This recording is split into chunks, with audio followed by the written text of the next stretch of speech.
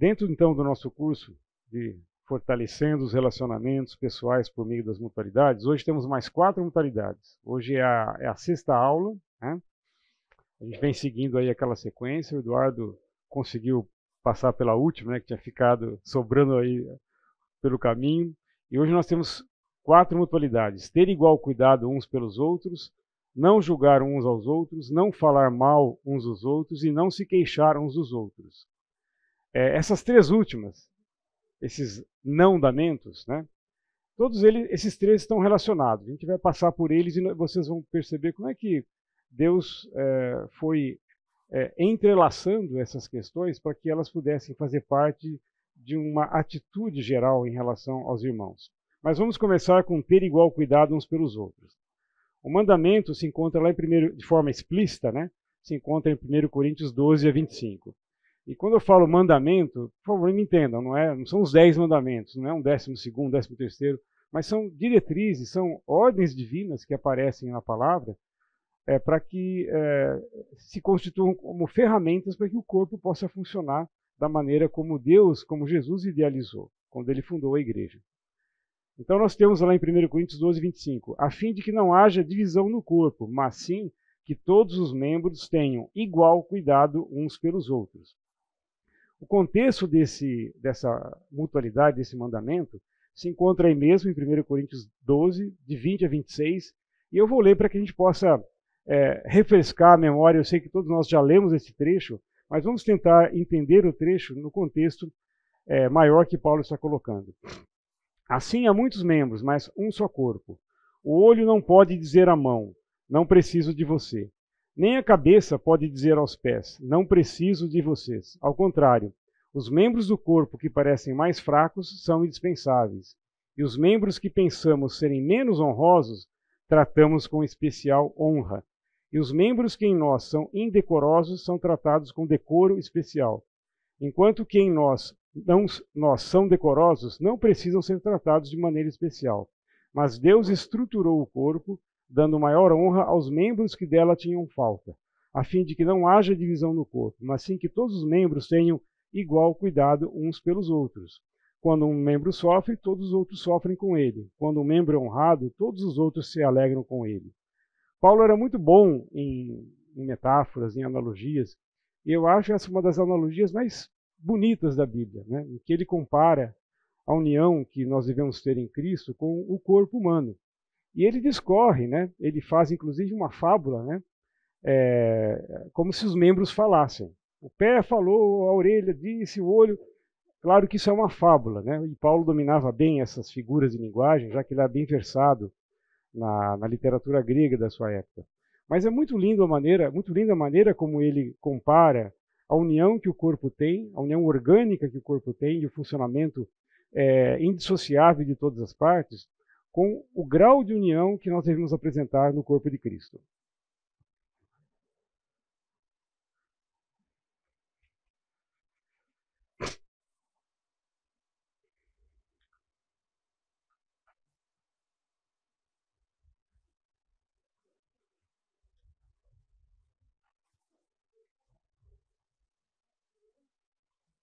Se você fosse perder um membro, aponte qual deles você perderia. Ó, você pode apontar na figura ou pode apontar na palavra. Para dar sua própria vida. Se você quiser salvar sua vida em troca da perda de um membro.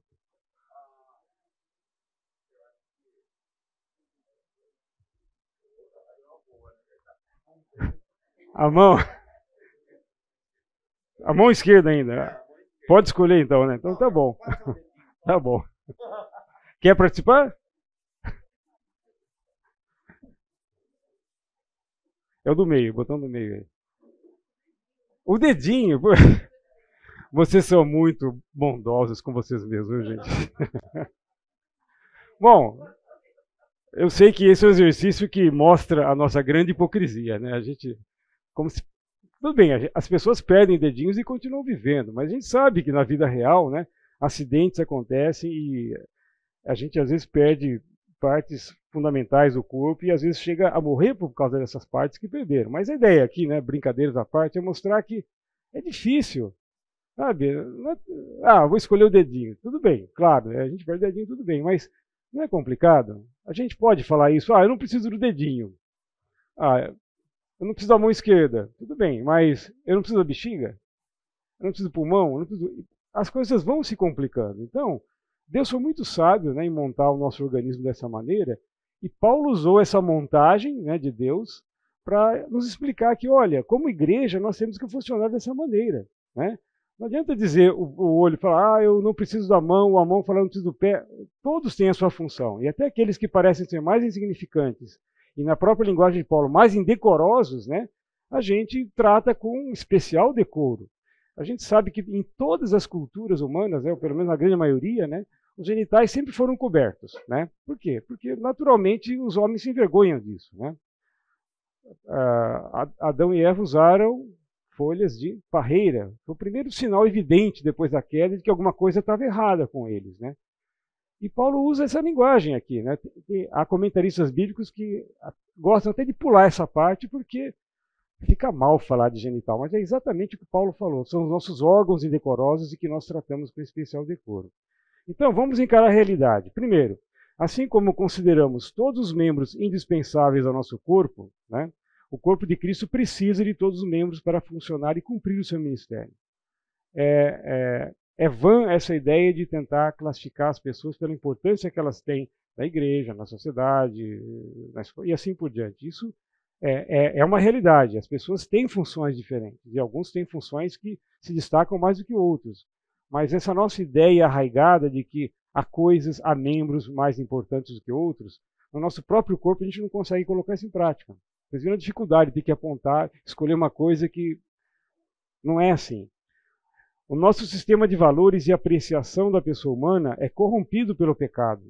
E é por isso que nós temos a tendência de honrar mais algumas pessoas do que as outras. Honramos mais algumas e desonramos as outras. Então, quando Paulo coloca essa mutualidade em Coríntios, o que ele tem em mente? Ter igual cuidado uns pelos outros é o mesmo que mostrar interesse pelo bem-estar e ministério de cada membro, tendo por motivo o pleno reconhecimento e aceitação da posição que esse membro recebe de Deus para um ministério útil ao corpo. Meio complicada essa definição, mas vocês depois vão ter acesso aí ao PDF da aula, né, lá no site da igreja, e vão poder pensar e ler com mais cuidado, né, ler mais devagar, e vão ver que é exatamente isso mesmo. Né? Essa bonita analogia que Paulo usou entre o corpo humano e o funcionamento da igreja tem um motivo especial. Deus quer que a igreja funcione de uma maneira coordenada, orgânica. E é para isso que ele usou, então, essa figura de linguagem. Né? Quais são as implicações dessa mutualidade? Não deve haver arrogância ou orgulho por parte daqueles membros que tenham dons ou ministérios mais visíveis ou de fácil reconhecimento. Isso é uma realidade no corpo de Cristo. Toda igreja tem pessoas que se destacam mais pelos ministérios que exercem. Outras ficam nos bastidores, exercem ministérios que não aparecem, que não são evidentes, e até algumas nem têm ministério, talvez porque não tenham descoberto o seu dom, ou porque não chegou a hora, ou porque não veio uma oportunidade, Deus não impulsionou a pessoa para que ela se oferecesse. Enfim, a gente sabe que na nossa igreja a gente luta com a estimulação, o encorajamento de trabalho voluntário por parte de todos os membros. O olho não pode dizer à mão, não preciso de você. Nem a cabeça pode dizer aos pés, não preciso de vocês. Então essas aspas aí, né, Paulo dá nesse versículo que mais parece uma fábula, né? Um membro falando, um objeto falando com o outro, mas essa é a realidade. Nós não podemos sequer deixar passar pela cabeça de que algumas pessoas são mais importantes, ou que algumas podem ser completamente dispensáveis na igreja. Também não deve existir inveja ou ciúme da parte daqueles membros cujos dons e ministérios sejam mais comuns e menos evidentes. Será que eu não errei aqui, não? Parece que há uma contradição aqui. Ninguém vai invejar ou ter ciúme de membros cujos dons não sejam... Acho que é o contrário. Se o pé disser, porque não sou mão, não pertenço ao corpo, nem por isso deixa de fazer parte do corpo. O pé invejando a mão. Perceberam a figura aqui?